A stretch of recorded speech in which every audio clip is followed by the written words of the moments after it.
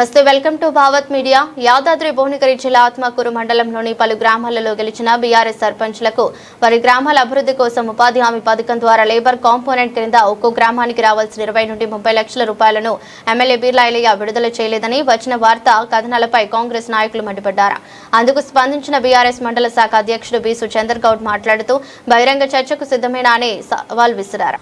ఆత్మకూరు మండలం మొత్తంలో ఎన్ఆర్జీఎస్ కింద మన ఉపాధి కూలీలు 3,33 లక్షల రూపాయల పని చేయడం జరిగింది.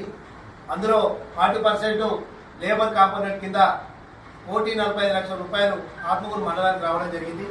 కానీ అట్టి నిధులను ఇలా కాంగ్రెస్ పార్టీ ఎమ్మెల్యే గారు 13 గ్రామ పంచాయతీలకు, అంటే ఆ కాంగ్రెస్ పార్టీ సర్పంచ్ గెలిచిన గ్రామాలకు మాత్రమే 1,40 లక్షలు పెట్టడం జరిగింది. కానీ 10 గ్రామ పంచాయతీలు ఏదైతే బీజేపీ టీఆర్ఎస్ పార్టీ గెలిచిన సర్పంచ్ ఉన్నారో ఒక్క రూపాయి కూడా పెట్టలేదు. దాన్ని ఉద్దేశించే మన మండల ఎంపీ అవ్వాల్సి ముందు మరి సర్పంచ్లు అందరూ కూడా వచ్చి ధర్నా చేయడం జరిగింది. ఇంకా మా గ్రామాలలో మా ఉపాధి హామీ కూలీలు పనిచేస్తేనే మాకు మరి గ్రాంట్ వచ్చింది. కేంద్రము మరి ఫండ్ రిలీజ్ చేసింది. దాదాపు ఈ 1,45 లక్షలలో మా వాటా ఎక్కడని సర్పంచ్ ధర్నా చేస్తే ఈ మండల కాంగ్రెస్ నాయకులు మా ఎమ్మెల్యే గారు వెనుకట అది పెట్టిండి ఇది పెట్టిండి అంటా ఉన్నారు. అంతకుముందు ప్రత్యేక అధికార పాలనలో మీ ఎమ్మెల్యే గారు ఏం పెట్టినో ప్రజలకు తెలుసు, మీకు తెలుసు, మా అందరికి కూడా తెలుసు.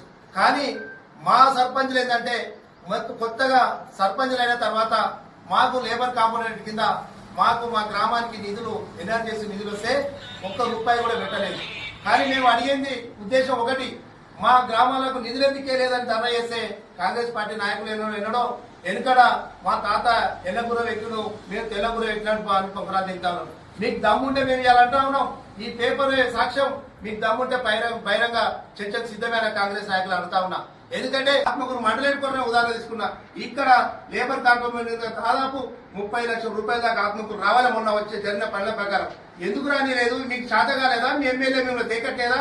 హెడ్ క్వార్టర్లో కాంగ్రెస్ పార్టీ లేదా?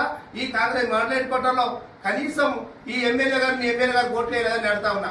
మీ తమ్ముంటే రాని బహిరంగ చర్చకు సిద్ధమని కూడా సవాల్ చేస్తూ ముగిస్తున్నాను.